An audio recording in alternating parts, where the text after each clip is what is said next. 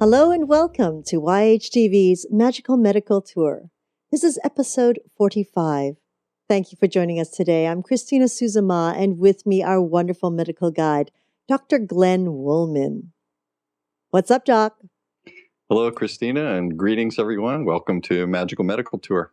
I'm Dr. Glenn Woolman, and I will be your medical guide today, along with Christina, as we travel through the healthcare galaxy, searching for ways towards optimal health. Here we go. Blast off. Yeah, blast off. And I also wanted to remind our audience, Glenn, that they can, of course, ask questions during our show. If they go, you could just scroll down on the screen a little bit, and there's a comment box. And you could just plug in your comment or your question there to whomever our special guest is. And then also, you have another option that you can actually call in. We have that whole system set up again. The call-in number is 323-476-3672. Again, 323-476-3672. And the PIN that you would access this conference with is 454380 pound. 454380 pound. So that will be fun now that we have all this up and going again. You know, I'm glad I chose a career of medicine. It seems so much less complex than dialing in. I think after, now that we're streaming part of our pre-production, how we're getting ready and technical areas are concerned, I think a lot of people feel like very blessed to be doing what they're doing because this technical stuff can get kind of daunting. Yes, you can. Actually, that's going to be part of our talk today. I've decided to do just a little potpourri every once in a while, as we've talked about in the past. You know, we love having guests on and sharing their wisdom and expertise. And every once in a while, I like to give a talk with my expertise. You like to be our special guest. Yeah. But you're so special already, Dr. Woolman. There you go. There you go. But every once in a while, and I still don't know the right word for it, but I like to do something kind of like a rant or a blog on video and just talk a little bit today. But I decided to do a little potpourri based on a lot of the concepts of what we do here. But before we do that, how are you? I'm doing great. Thank you so much. We're just keep on plugging away here, keep improving the equipment, and I got to tell you, you sound great. Do we sound great to you in those new headphones? You always sound great to me. How's Anatara doing? Anatara's great. You know, she is in Australia. And just loving her time down there. She's in the sun. It's hot. It's almost 100 degrees where she is, and humid, as you might know. Mm-hmm. And but we are, still recording her shows from Australia right now, which is really lovely because it really shifts the energy. At one moment she was in Sedona, then she was on the Big Island of Hawaii. Now she's in Australia. Don't you wish that we could be doing that right now? I like what we're doing, and part of my talk today. The third part of our talk today on the winter vomiting bug. Well, before you speak about vomiting, can you toggle your video back on, please? Sure. I kind of lost you there. I just have this little blue. The blue square has been filled. See, Magical Medical Tour. Now, what vomiting bug? We're going to be talking about that later. This is a little bit of foreshadowing, things to come. I love those. Those things make me bounce. The bugs or the thought of talking about it? Both. That's even funnier. Oh yeah, this is going to be interesting today. And how is Trinity? Trinity is going great. Thank you. We have a wonderful show coming up tomorrow about, how we speak about transitions in life and transitions with loved ones. Well, tomorrow's show is going to be transitions with loved ones, but our little four-legged friends. Aw. Yes, yes. So I have a really lovely couple who started, sort of a service for people who've lost their little loved ones. Ah, Yeah. interesting. Yes. Well, they're very special to us too. And Hmm. many people who don't have children, those are sort of like their little children for a while. Yes, no, I agree. I used to claim them as grandchildren Okay. for my parents. Uh-huh. Since I wasn't providing them with grandchildren, I provided them with cat children. Cat children. Right. So, That's wonderful. so today I want to think about, when you hear the suffix in a word, ology. Mm-hmm.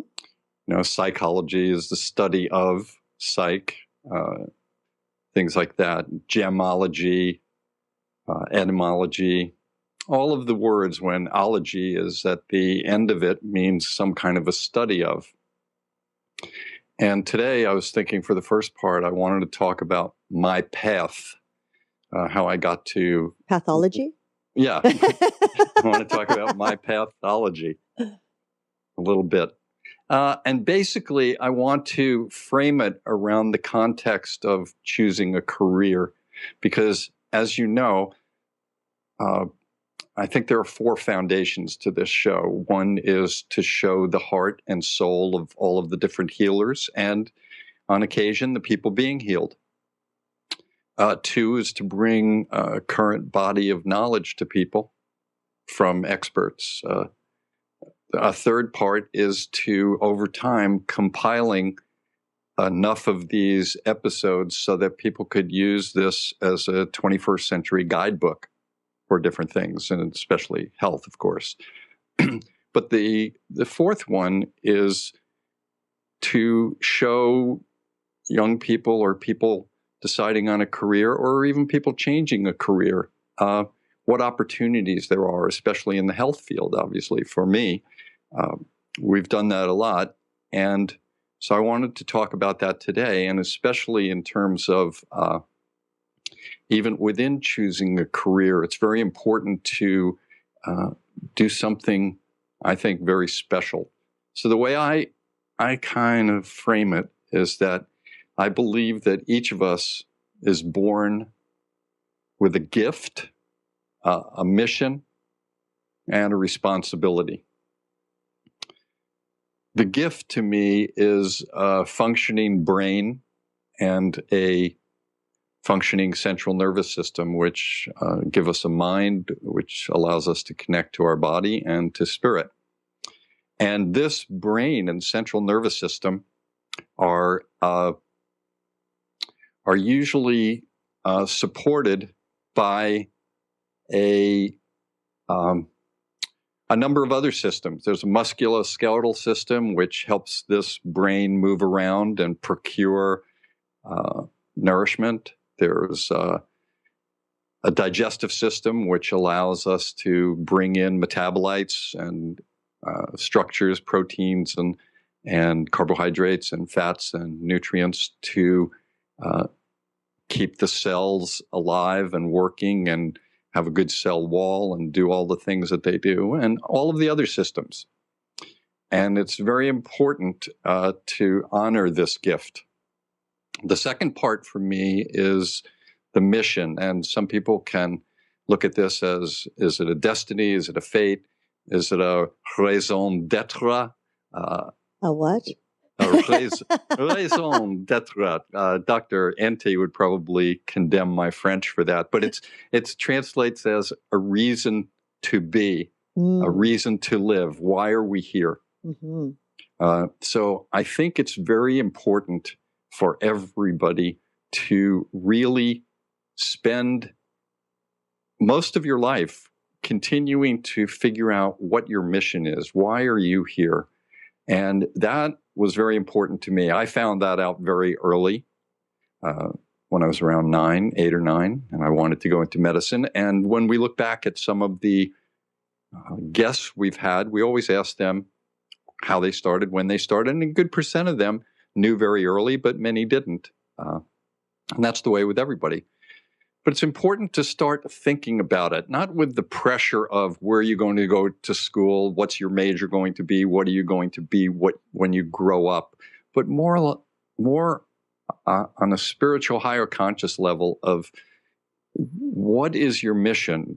What you're going to be will certainly help you in your mission, but it might not be exactly what I'm looking for. It's the thing we're supposed to be doing. In my case, it has to do with a combination of offering help and healing to people, and it has to do with communicating with people. So within that is where I chose my career paths. And the third one, after figuring out your mission, is a responsibility.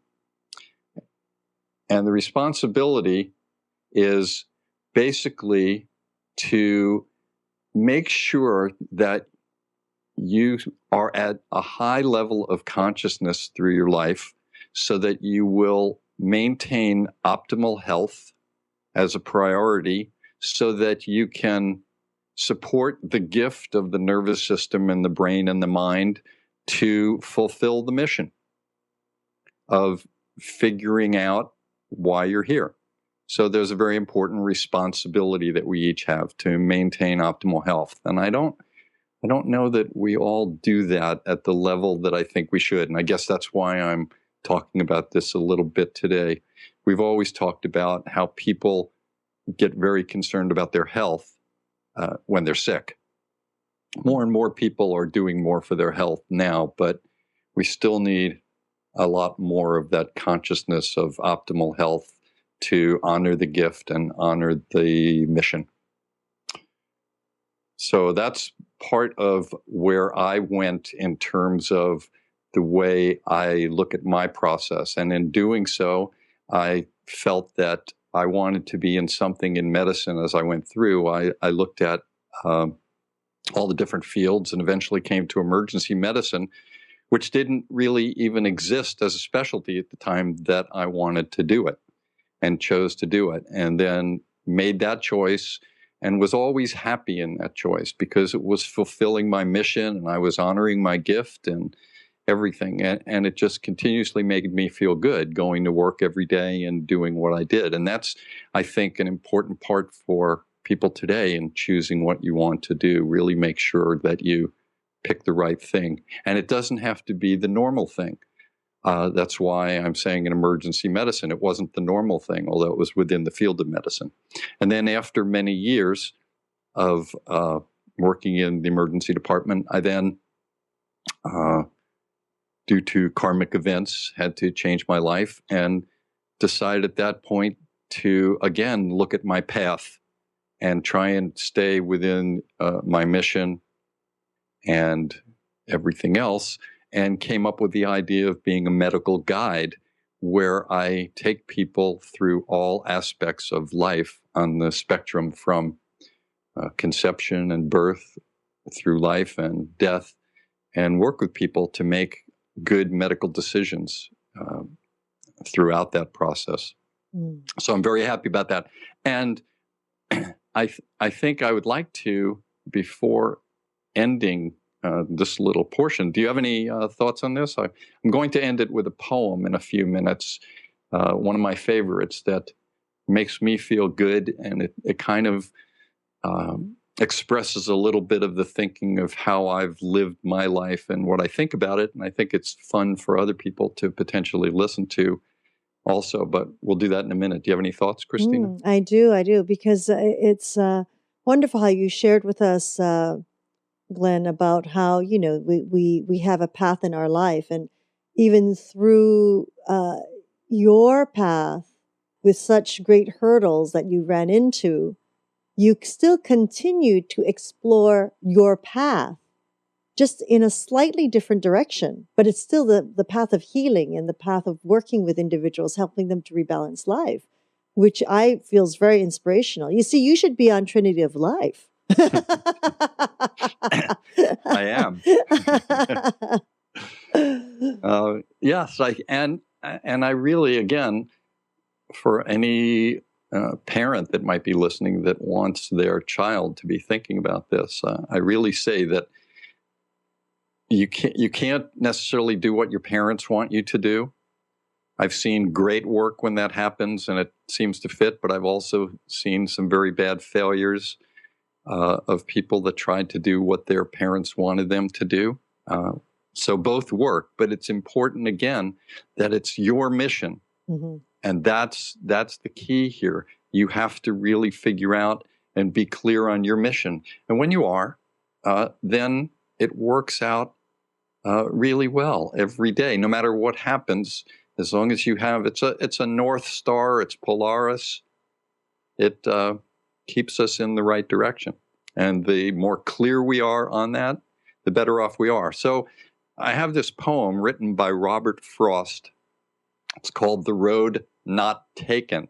And this is one of my favorite poems because it says a lot of what I think about, but I've chosen with our technology to not make the listening and viewing audience listen to my version of this, because I realized also in my mission that it's not to read poetry. That is a definite part of my mission, although I love poetry and I love having it read to me. So if we could listen to that for a moment, that would be great. Okay, here it comes. Thanks. And sorry I could not travel both and be one traveller. Long I stood and looked down one as far as I could to where it bent in the undergrowth. Then took the other, as just as fair, and having perhaps the better claim, because it was grassy and wanted wear. Though as for that, the passing there had worn them really about the same, and both that morning equally lay in leaves no step had trodden black. Oh, I kept the first for another day. Yet knowing how way leads on to way, I doubted if I should ever come back. I shall be telling this with a sigh somewhere, ages and ages hence. Two roads diverged in a wood, and I took the one less travelled by, and that has made all the difference.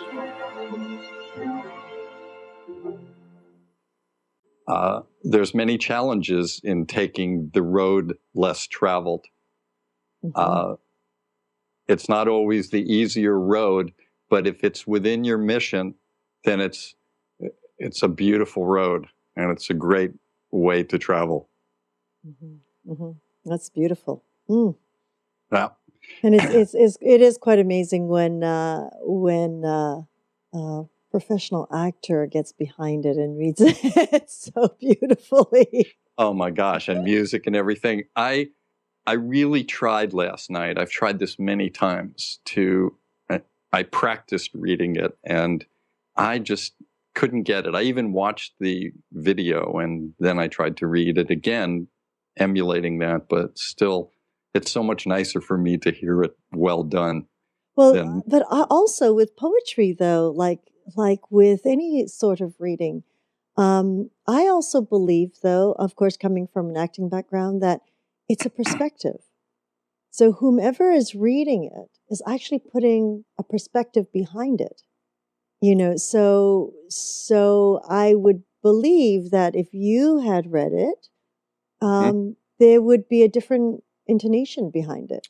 There would clearly be a different intonation. And it's easy for me to relate that, for example, to music. Mm-hmm. And sometimes to... I love to read classical books, and I love foreign authors. So to read a Don Quixote, mm-hmm. but of course I'm reading it in English. And while I'm reading it in English, part of what I'm thinking is, how would it really be heard and listened to and thought about in its original language? And when you look at a piece of music, something that Mozart may have written, for example, my first inclination, and just like within calligraphy, I mean, most of the times the idea of old Chinese, Japanese paintings was really not to be creative, but to emulate the master. Mm-hmm. And I think that's the first part. We always have to understand it first from the the viewpoint of the master. So in this particular case, I wanted to get it closer to how I believe Mr. Frost would have liked it. And rather than being, say, a jazz variational. I was thinking more rap, Yeah, improvised. Although speaking of rap, it's very interesting. And we did label this as a potpourri today, so we can really just chat a little bit about all of this. But there was a program that I used to watch on television, and I'm blocking on the name. It was Def Comedy Jam. Do you remember who did that? I'm blocking on his name, and I apologize for that. But I'll give him credit anyway. And then he developed another program. That was Def Comedy Jam, was to open up to new comedians to show themselves. But then he did Def Comedy Poetry. And this program was all about street rappers. And I found it hypnotizing and fascinating. It was really good because it was a completely different type of poetry. And it was coming from the heart and souls of these young and old poets. So it was very nice. Mm-hmm. I really liked that. But still, at the end of the day, I had to make a critical medical decision and decided that me reading it was not the appropriate thing. I was thinking, actually, of having you read it. Oh, then it would be weeks before I'll be able to read it. Cut. Cut. So I want to move on to another topic, unless you want to stay on careers a little longer, which I'm happy to do. Let's keep moving here because, I want to get to the bounce. You want to be talking about winter vomiting bugs. Winter vomit is like, what on earth is that? Well, there's always a challenge. It's like your tapeworm. I know. Once in the very first show, you declared yourself, and it's guided me ever since. So people can refer back to the Predator show where we talked about a very large tapeworm in the intestines. I won't even tell you how long it was. So another part that I was thinking about today, new topic, is about healing and health. And we talk about this a lot, but it's one of those things like you can never mention it enough. I believe that it's obvious. We always talk about cells, from my point of view, that the body is made up of cells, and that those cells in the liver and those cells in the heart and those cells in the bones and those cells in the blood that do the things they do that make us consider that we have blood and that we have a liver and an intestine and things like that. So it's very clear, I think, in terms of understanding health, that health definitely resides in the body.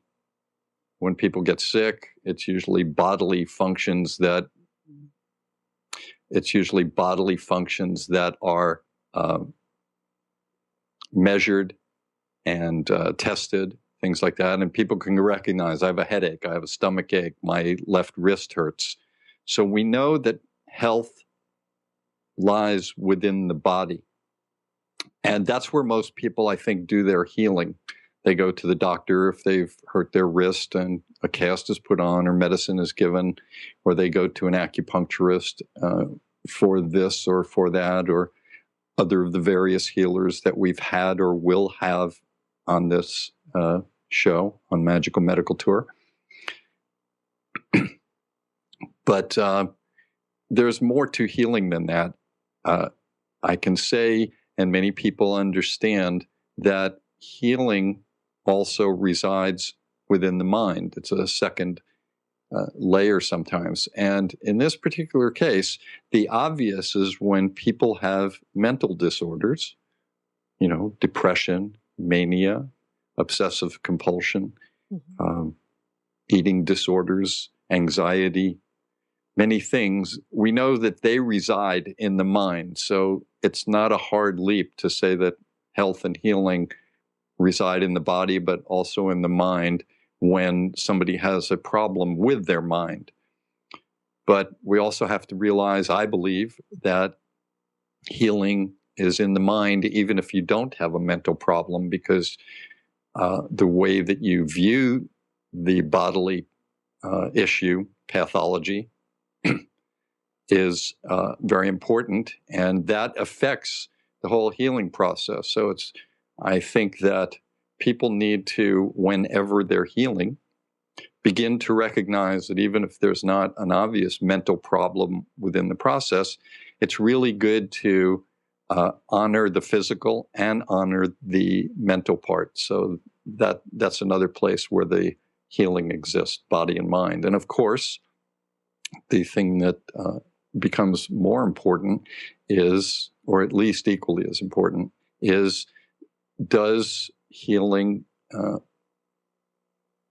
exist in the spirit also?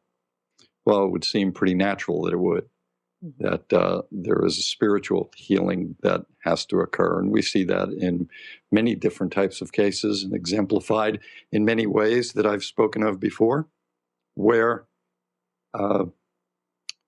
people that are dying and have spirituality die much more easily and well and gracefully. People that don't have it don't die as well. And the same thing with living and dealing with injuries and illness. Spirituality comes into it, and healing and health resides also in spirituality. So I think my take-home point today is that when we get ill or when we get injured, that we can't just try and heal it on the physical level. We have to honor all three, and that's when I think we get our best healings. Well, I do respect everything that you've just said. It's, it is on so many levels. It is balance of the body, mind, and spirit. And I've seen it over and over again, as you have. People who look like they are on their last breath. It just takes that one little piece, the one sliver of the puzzle of whether it's someone that they see or something they hear, to just boost their spirits up, to want to continue, to want to heal, to want to get better. It's magnificent. It's really very miraculous. I always say this human body that we're gifted with is really a miracle from every stage of life. I think so too. And I would add the other fork in that road in terms of when people get sort of resurrected to heal more. There are other people that come to that same fork in the road that they say, okay, this is a perfect time to die. Mm-hmm. Absolutely. And they feel just as comfortable and inspired by that motivation. Mm-hmm. And I think within that process, we as the supporting cast insert, you like that? Yeah, I did. Well, we are the supporting cast at times, although we try to sometimes take lead roles for other people's lives and deaths, and sometimes appropriately. But I think the more that we recognize that not everybody is fighting to live at a certain point. Some people are quite happy knowing that they chose their path, they had their mission, they succeeded in their mission, they kept up their responsibilities, all of those things. And it's okay, time to let go and let other people make their missions have its effect on humanity. Mm-hmm. Absolutely. Transition can be so beautiful. Mm-hmm. Like that. More and more, I'm thinking of transitions. I think we talked about this maybe a week or two ago, where we all talk about living in the moment. Mm-hmm. And that's very good. But over time, there are many moments. So we keep having to move from moment to moment. And I'm starting to put a little more of my focus, not just being in the moment and being mindful of the moment, which is clearly important, but also of how I glide into each moment. Mm. my transition and transmission from transmitting myself from moment to moment. That'd be interesting. From the stage to the garage. That's right.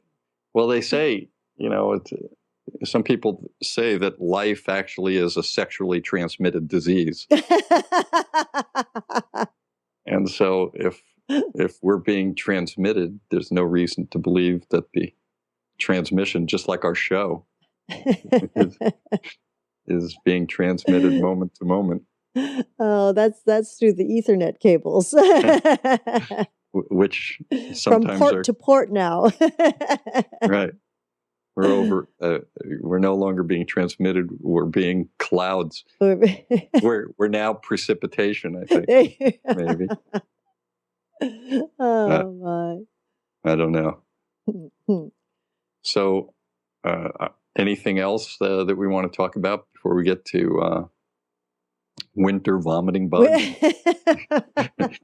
I like doing this in a way because I know how desperately you want to talk about that.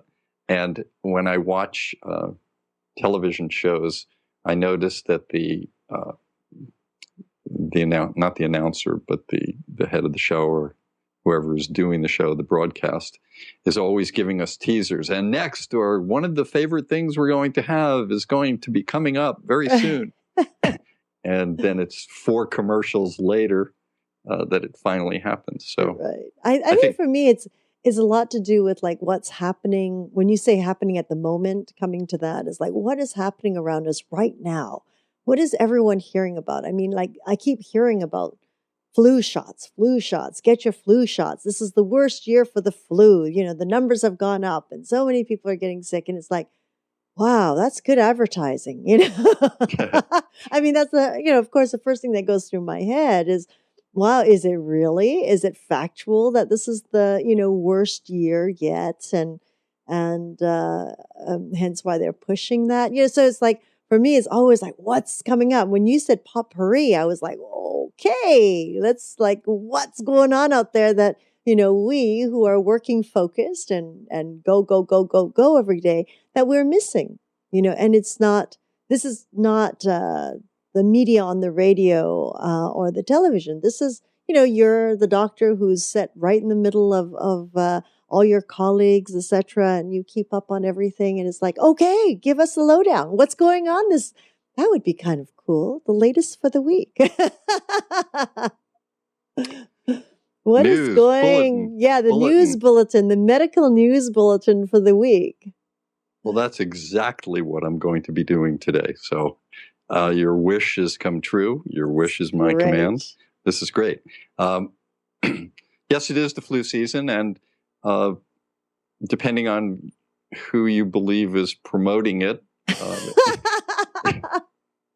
then the bias comes into play. If you believe it's the drug companies promoting a vaccine, then certainly that will be the way that you look at it. On another hand, if it was something that the scientists like the Center for Disease Control and Prevention and all of our our Surgeon General and all of these people, and when we talked about last week with Angelo Salvucci looking at disasters, if the scientific community didn't ever say anything, the public would probably say, why weren't we told about this? Mm-hmm. We should have known about this. So there comes this balance of how much you have to know. And certainly it is a pretty bad flu season right now. Some strains of the influenza virus are pretty bad. I think usually we get a sense of things. We don't always know until the final numbers come in clearly, but people have a sense and then people react accordingly. I remember working in the emergency department when we were in there. One of the key phrases when somebody would ask you how you're doing, what's going on in the emergency department, we would usually, if it was incredibly busy, we would say, we're swamped. Every bed is full. Mm-hmm. So that's an indicator that says, chaos reigns for the moment. Oh my. And we have to get control of it, which is what the emergency doctors and nurses do. They keep the reins on chaos, but it's always in there. But when it's busy, we always say it's swamped and every bed is full. Mm-hmm. And I remember once I was working in a small 5 or 6 bed emergency department, and we were doing some construction. So in order to do the construction, we cut back to just 2 beds at one point. And so somebody came in one night and said, "How is it?" And I said, "Oh, we're swamped. Every bed is full." We had 2 patients in there. So it all becomes relative. And when you start hearing from people, when the CDC is kind of collecting data, a lot of times it's a little bit prejudiced by, "Oh, we're swamped." But there are more admissions right now. There are a lot of admissions to the emergency departments and many admissions to the hospitals and many admissions to intensive care units, and people are dying from the flu. Mm-hmm. So it is existing, and it's mainly the elderly, the very young, and the immunocompromised. So, and we can talk at some point. We've talked before about vaccines and things like that. The pluses and minuses of all of them. But one of the things that's happening right now, and this brings it all together with Anatara and everything else, that right now during this winter season, the United States and many other parts of the world are being hit by a new strain of a very contagious virus. It's called the norovirus, N as in never, O-R-O virus. And the scientists believe that this new, very virulent, and when I use the word virulent, I mean very lively and very active. And when a virus is very lively, usually they wreak havoc. So they believe that this brand new strain of virus comes out of Sydney, Australia. So that's why I thought when we talked about Anatara in Australia, everything would tie together today. The difference between this virus and the respiratory influenza virus is the area that it attacks. The influenza virus, most of us know that based on the way it's shaped and its characteristics, it usually seems to live best in the upper respiratory and pulmonary tract, up in the nose, where you get stuffy in the throat, the sore throat, deep in the throat, the cough, and everything like that. But this virus, the norovirus, because of its structure, cellular makeup, and the way it's designed and characteristics, it actually feels best in the gastrointestinal tract. So this virus, what we're seeing right now all over the United States, is people getting violently ill with gastrointestinal viruses. Now, some people call them food poisonings, and sometimes they just could be a simple food poisoning where you ate something bad and it comes for a little while and goes away. But this is a specific virus that causes usually within about 24 to 48 hours from the time that you have it transmitted to you, you will be getting it. And the next 2 or 3 days of your life will be very unhappy for you. It will be probably a lot of vomiting, a lot of diarrhea, and a lot of cramping. Wow, that's interesting. Do you have an idea of when that started to affect the communities here in the U.S.? Well, it probably started around November. I mean, there's some, you can find data from the CDC that may be a little more accurate, first cases, but many of these technical parts will come out a little bit later, but probably around November. That's the season we usually start it. Right. And it goes through about March. And the peak right now has... The peak is right now. The peak is actually right now. People are dying from this in this country. Hundreds of people. I mean, so it's that severe that they just continue to vomit and get dehydrated. Really? Wow. Exactly, get dehydrated, and they're pretty miserable.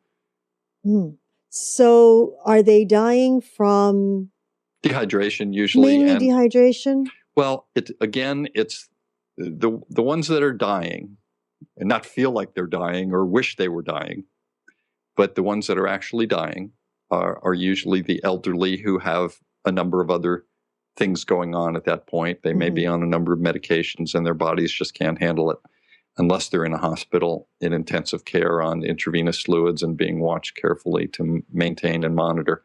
So the elderly, the very young that have not developed all of their immune system responses yet, they're affected. And also some of the young that have just not made all the connections, depending on how young we're speaking, who have not made all the connections within the body to make sure all the systems that we talk about are functioning fully. And the immune compromised people with, we always can say HIV and AIDS, that seems to be the icon of immunocompromised people, but there are many other diseases and states that people have lower immune compromised systems. Somebody that might be on chemotherapy for a simple malignancy that's being treated well, and they're getting better, they may be immunocompromised at that time. So if they also get this flu, lots of or virus, lots of things can happen to them. But for the most part, for the rest of us, we'll get it. We'll be miserable, vomiting, and diarrhea and abdominal cramps, usually for about 2 or 3 days. So where is it? It's everywhere. Wow. I mean, it's everywhere. It's transmitted most of the time. It's person to person, and it's foodborne or oral fecal route. So if, for example, you have a mother that's changing a baby's diaper and doesn't wash her hands after changing the diaper, and that baby might be sick, and then the mother prepares a meal for the rest of the family, everyone's got it. Wow. It's a powerful virus. It takes no prisoners, almost. So it's transmitted that way. It could also be transmitted by an aerosolized method. In other words, if you cough or you vomit, if a child vomits into the toilet and then the mother comes in and cleans it up, or the father comes in and cleans it up, they may get it that way through the air. Wow.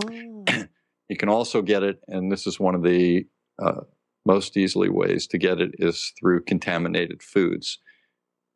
And that either be foods that you pick up in a market that, I mean, when you pick up the squash or the cucumber or the tomato that's there in the market, imagine how many other people might have felt that tomato to see if it was the perfect tomato for them at that moment. And you come in at 6 o'clock in the afternoon, and the store is open at 9 in the morning. You can't even imagine probably the number of people that might have felt that tomato by the end of the day. Oh my. So it comes that way. And it also comes in restaurants. So if you have somebody that, let's say, had this virus, works in the back, and is preparing food, they come back a day early because the vomiting's gone, and they're still transmitting it, and they're preparing your food. That's another way that you're going to get it. And eating uncooked food, especially seafood, oysters, things like that. Oh, my difficult. Favorites? Oh, yeah. Yeah. This may be the reason that bears go into hibernation during the winter. I don't want to deal with any of that. Wow. And not only that, but here's the real interesting part that I find on this. This virus is so strong and has such great survival ability. It survives on surfaces for weeks Oh weeks at a no. time. So it's on your clothing. Oh It's on your no. kitchen table. It's on your silverware. It's on the door handle, the phone. It's everywhere. And there's almost no escaping it. There are certain things that you can try and do to minimize it. One is to just be aware that it's out there. That's always the first, the knowledge. But then if you're going to the bathroom for some reason, really make sure you wash. And washing is a whole other technique now. If you just run your hands under the water and squirt a little soap on them and you're finished in 15 seconds, you didn't even touch the virus. You didn't even touch it. Even with the antibacterial soap? It's, yes, because say the word Anti? bacterial. Oh. Not antivirus, right? Exactly. We need to come out with something that's antivirus. Well, they are coming out with antivirus things, and there are things that can do. They look at hand sanitizers, and interestingly, in this particular case, the hand sanitizers may not work as well as they usually do for other little bacterial diseases. Because it's the main ingredient is alcohol, correct? Right, and it just doesn't. The alcohol at that level doesn't affect these viruses the same way. They're structured differently, and also the minimal amount that you do. Most people will either have a little tissue type of hand sanitizer or a aerosol bottle and squirt and a quick couple of rubs. That's almost useless in this particular case. It's not useless for other things, but for this particular virus, it's almost useless. Soap and water, if you're going to do anything, is your best shot. But it has to be vigorous, and it has to be an extended amount of time, maybe somewhere between 30 to 60 seconds. And the closer you are to 60 seconds, the better chance you have. When you're cleaning things, whoever believed that Magical Medical Tour would be about cleaning devices? When you're cleaning things, normal sprays that you use to clean your kitchen counter aren't going to work as well unless it says on it by the EPA, the Environmental Protection Agency, that this is dangerous to health. Oh no, they may actually tell you, yes. If it's dangerous to your health, it might just kill the virus. Maybe. The viruses probably are we could start a conspiracy theory. The viruses have taken over the drug companies, and they're affecting the brains of the people in the drug companies, convincing them to make these fake vaccines. So onward from our conspiracy theory. But if you're going to do anything, there are very strong bleaches. Chlorine type of bleaches need to be used, including on laundry, things like that. And also high-grade, high-level peroxides. When you say high grade, what? Give us a. Well, I don't want to give a grade. There's industrial strength, and there's the thing you get in the brown bottle at the pharmacy. The grade you get in the pharmacy, and I'm not an expert on the grades, but I know that there are much more concentrated levels than the type that you use in your kitchen medicine cabinet or your bathroom medicine cabinet. So if you're really looking for something, you might have to go to a place where they service that. I'm sure you can get it online, have it delivered, and many places in your local community have something like that. So bleach or a high-grade peroxide? Right, and that includes doing it in laundries and on cabinets if you're washing the toilet bowl after you vomited, or the whole room, the sink, all of this. Well, they do have the Clorox wipes now that, are wipes, and it does have the bleach on it. And that's to sterilize your counters and your toilets and things like that, So, wow, maybe that's the next step, huh? Well, for at least during this season. Mhm. And I know you're waiting desperately to know this. And this is the whole reason for the show is that. Oh, no, you've fed me so much information. I'm just not bouncing it because I'm thinking of the next question. Well, in the United Kingdom, people used to get this, and it was during the winter months, and they were all vomiting. So they thought it was just a version of the flu. So that's why they would call it the stomach flu. They would call it the stomach flu. But the Brits are so much more exotic than we are, and dramatic, that they would want to call it something much more interesting. The winter vomiting bug. That's what they came up with? That's what they called it. Okay. Oh, they're So this bug has been in existence for quite a while, by the sounds of it. It's been in existence for many years, but one of the things about saying this bug is you have to have a little bit of understanding of virology, the study of viruses. Is that the bug itself as a generic virus has been around for a while, but this virus is capable of mutating quickly, just like most viruses. That's why you have to get a new flu vaccine every certain amount of time. For a while, when I was in medical school, they used to say every 10 years the influenza vaccine would mutate. It's probably shorter time than that now.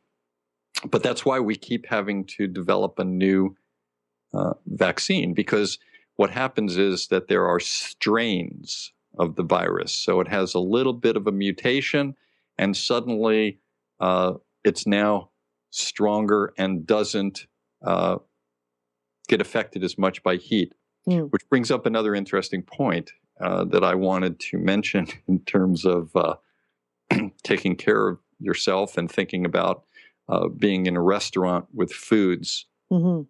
This virus now is capable of living at water temperatures above 140 degrees. Wow. So even washing your hands that was one of the questions I was about to ask. Does it matter if you're using hot or cold water? Yeah. In this case, it really doesn't, because that's pretty darn hot to be washing at 145 degrees.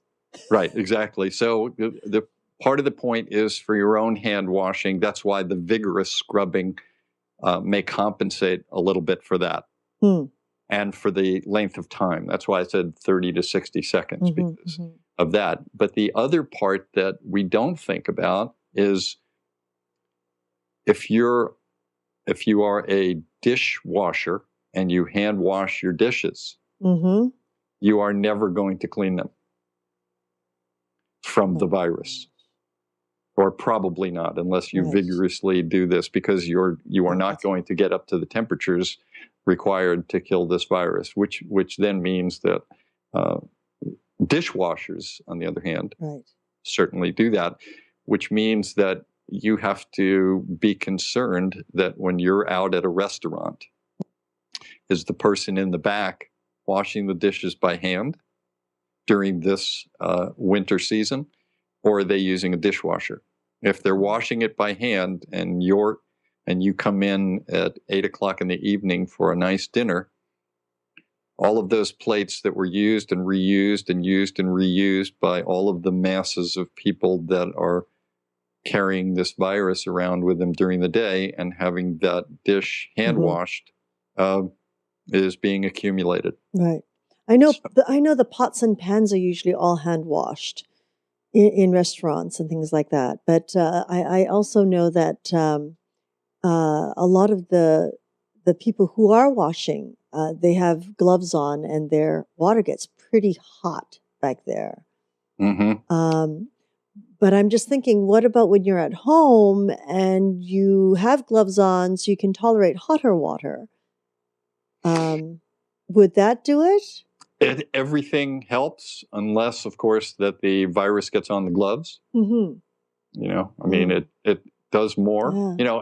Anything that can be done certainly should be done, Right. rather than ignoring and doing nothing. So anything you do, especially hand washing and being very observant of things, anything you do will be potentially helpful. But it's important to know of course, the prevention part or the preparatory part that I always look at is, doing all the things you can. And again, to what degree do you want to do this? Do you want to wear gloves around all the time? Do you touch bathroom doors in public facilities? What do you touch? Do you shake hands with people anymore? Do you even look at people? How close do you come to people? So, we might as well all be walking around in the bubbles. well, that could be where it goes. Each person goes into their own little bubble, and we text each other. But I mean, also though, I do believe our systems are so magnificent to a certain point. Who did we have on? Is it Dr. Winston? About how was it Dr. Winston? Was it Dr. Gary Winston about what did he talk about? I can't remember. Well, he talks about toxicology and toxicants and things like that, where our bodies, yes, you're right. Whereas our bodies start to build the immune system and against it. And, even with the mercuries in our fish, depending if we're consuming it moderately, how the body just starts to begin to take care of itself at a certain point. Yes, it does. Our bodies are magnificent, and that's why it's magical. But if the body is continuously being assaulted by many different things, and all of the immune system little soldiers are out there working already, then they start having to do overtime. Then they have to do double overtime. Then they have to call in the reserves. And once the reserves... That's you, right? You're in the reserves. And then they get depleted. Right. We're the first line of reserves. And then, it goes on and on as to how much we have. And at some point, and this is why the elderly, the very young, and the immunocompromised, sometimes they succumb to this. Yes. And that's one of the, I think, important points here is that, we're all temporary. We like to believe that we're immortal. We're all strong, but we're not invincible. And so it's important to honor that. And usually the only time we honor that is when we're seeing evidence of our mortality and our defenses and armors are down.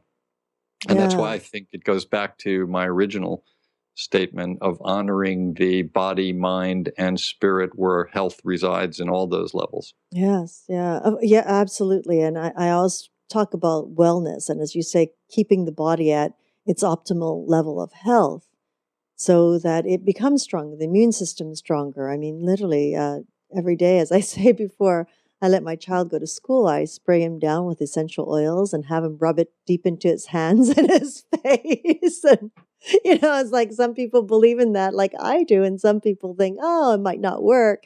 But, I'm in their classroom serving breakfast now, helping out. There's a new program in the school so that every child has the opportunity to eat breakfast for those parents who choose not to feed their children at home or wake them up early enough. And, the health board will not allow us to wipe the tables down with anything other than plain water, which I'm like, oh my gosh. And then they do give us some towelettes with a little, I sort of smell alcohol in them. I've been trying to read on the package what it is. And those tables are filthy, just filthy. You can imagine they're sneezing, they're coughing, and all over their tables. And they wonder why children get sick at that rate. It's kind of interesting to me. Yeah, it'll be interesting when you go there the next time to serve food, whether you talk to the other people and say to them, did you wash your hands before you're serving this food? And how did you wash them? Let's all wash together. Well, And part of it is that, every child's given a little wet nap, but they don't know to use the wet nap either. You see, so it's very difficult during class time to have them line up and wash their hands, especially when you've got 5-year-olds, 5 and 6-year-olds. Coordination is off and things like that. But just to walk around and open their wet naps so that they get wipe your hands first, wipe your hands first. Saying it 25 times, and helping them open the wet naps. That's the other thing. So it's quite interesting, the systems that we have here in place. So there is a question that came in. How often can you get this vomiting flu in one season?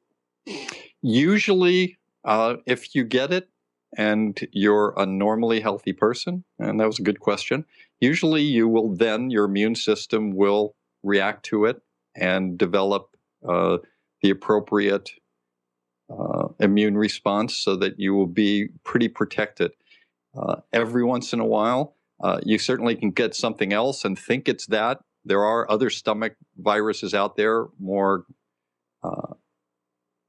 things that you can get from contaminated food that might be a different food poisoning that you might think is the same, but it's probably not the same. Mm-hmm. Usually this comes on within 24 to 48 hours. And by the way, you're probably infectious even before you know that you have it. Mm. So that adds to the wonderful nature of this virus. Mm. And then you usually have it for 2 to 3 days. And if you keep hydrating yourself with little sips of water, and that's going to be very tough, or electrolytes, sometimes that's going to be very tough because you are nauseated and vomiting, and that's not conducive to wanting to drink, but it's very important to stay hydrated. Mm-hmm. To do that. And then once you get better, stay away from people for another few days to make sure that you're not transmitting it. But mm-hmm. for the most part, if you get it once, that's it for your season. Mm. And fever? No fevers or anything? You can get a fever with it, like any virus, mm-hmm. but it's not really a higher level, the 104 type of fevers. Mm-hmm. But probably you won't even care about the fever. You're going, at least I'm warm during the winter.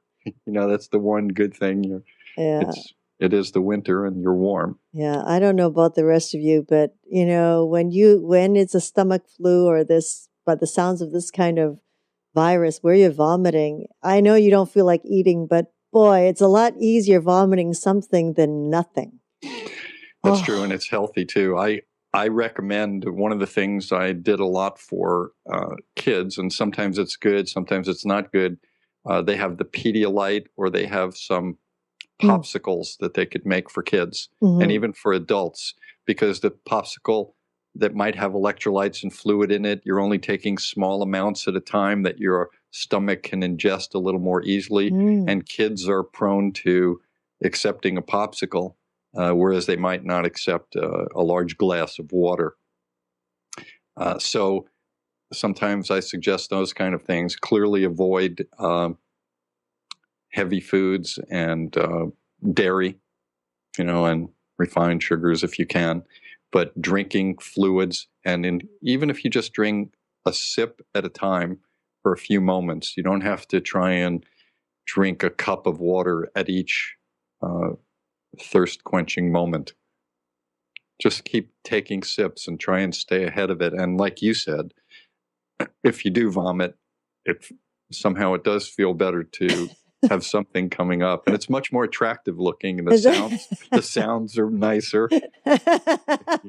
Yeah. There's flow as a way to as opposed to heaving.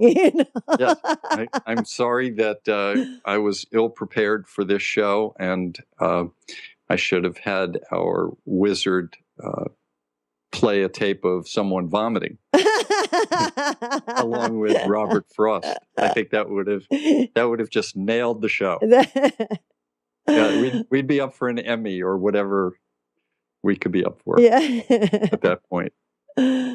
Wow. So, and of course, being a virus, then no one can take antibiotics for this, right? Isn't that no? Right? And stay away from them too, because if you're taking antibiotics inappropriately, then if now, once you get sick and your immune system is down, you could certainly be subjected more to an and to a bacterial type of a secondary infection, which would really mess one up.